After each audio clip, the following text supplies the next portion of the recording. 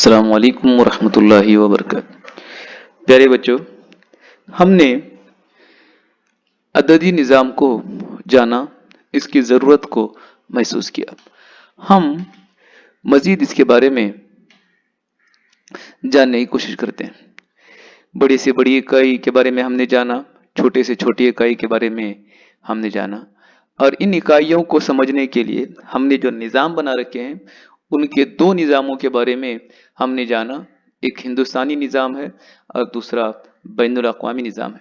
इन निज़ामों को अशरी निज़ाम कहते हैं। अशर का मतलब होता है 10वां, यानी हर मकाम से दूसरे मकाम तक 10 गुना ज्यादा होते चला जाता है। यहां से अगर आप देखेंगे तो ये घटती हुई तरतीब में है, इसका उल्टा अगर हम आएंगे तो ये ज्यादा होते चला जाता है। हजारवां है, सौवां है, 10वां है, उसके बाद हमने यहाँ अशारिया लगाया है ताकि इकाई हमें पहचानने में आसान हो। फिर दहाई, 100, 1000, 10,000, लाख, 10 लाख, करोड़, 10 करोड़। और बैनुल अक़वामी निज़ाम में हजारवां, सौवां, 10वां, अशारिया, इकाई, दहाई, 100, 1000, 10,000, 100,000, million, 10 million, 100 million, billion, 10 billion और 100 बिलियन है। इसी को मद्देनजर रखते हुए फासिला, हजम और वजन की इकाई भी बनाई गई है।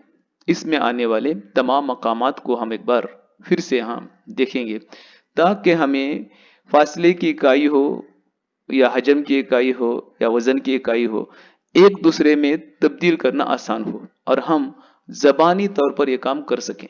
इससे पहले पंजुम जमात में हम लोग ज़रब और तकसीम के जरिए से इसको मालूम करते थे।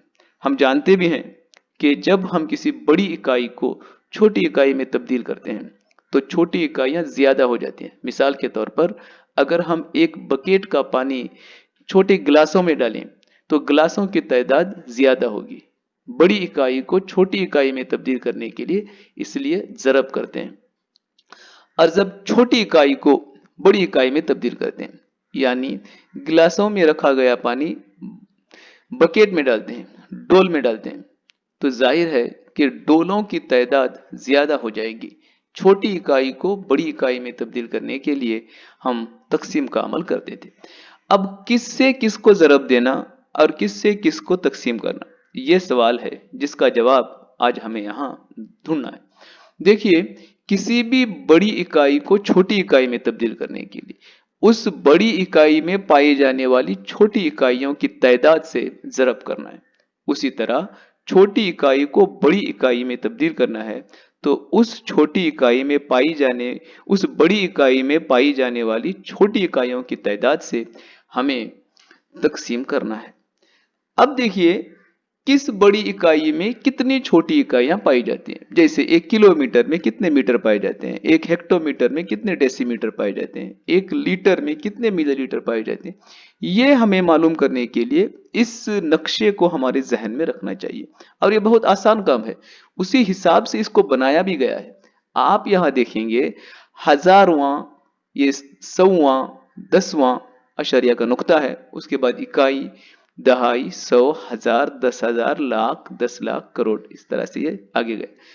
हजारवां का मतलब होता है कि किसी चीज के 1000 टुकड़े करके एक टुकड़ा लिया गया है। ऐसे जब 10 टुकड़े हो जाएंगे तो इसके बराबर होगा कि किसी चीज के 100 टुकड़े करके एक टुकड़े लिए गए हों।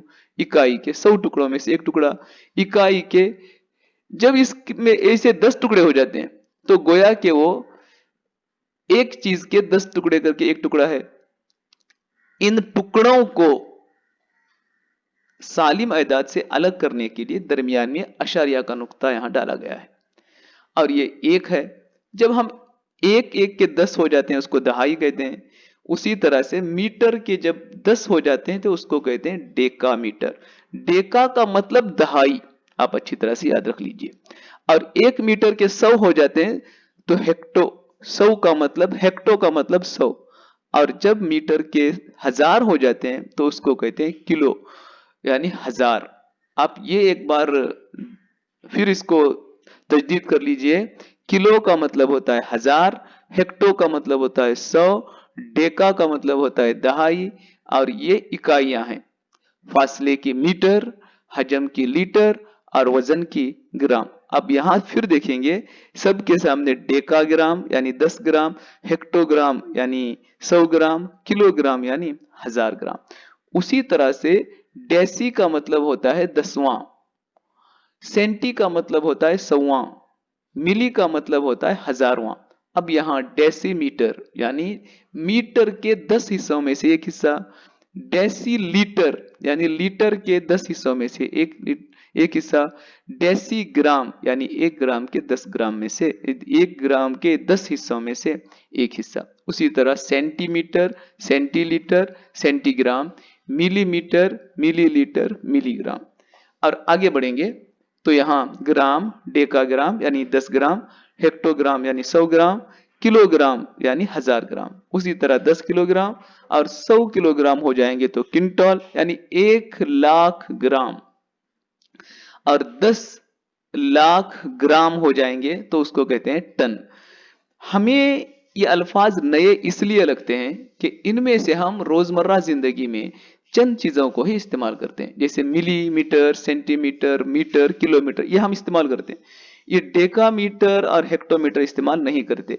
इसलिए हमें ये पहचानने में मुश्किल होती है कि 1 मीटर यानी 1 किलोमीटर यानी कितने मीटर। इसलिए इस तरतीब को हम अच्छी तरह से याद रख लेंगे। जैसे हम इकाई दहाइयों की तरतीब को याद रखते हैं, उसी तरह से millimetre, centimetre, decimetre, metre, decametre, hectometre, kilometre आप याद रख लेंगे। हजारवां, सौवां, दसवां, इकाई, दहाई, सौ। उसी तरह से millilitre, centilitre, decilitre, litre, decalitre, hectolitre, kilolitre. अब आप इसको तब्दील करके देखिए कितने आसानी से आप तब्दील कर सकते हैं। 1 लीटर में कितने मिलीलीटर होते हैं? आप यहां से गिनेंगे, ये इकाई है, दसवां, सौवां, हजारवां।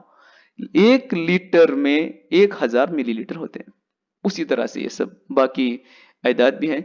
आप इसको मश्क कीजिए और किस पैमाने में कितने दूसरे छोटे पैमाने पाए जाते हैं। अब यहां देखिए 1 किलोग्राम में कितने ग्राम होते हैं। अब इसको इकाई मानकर ये करेंगे, इकाई, दहाई, सौ, हजार, यानी 1 किलोग्राम में 1000 ग्राम होते हैं।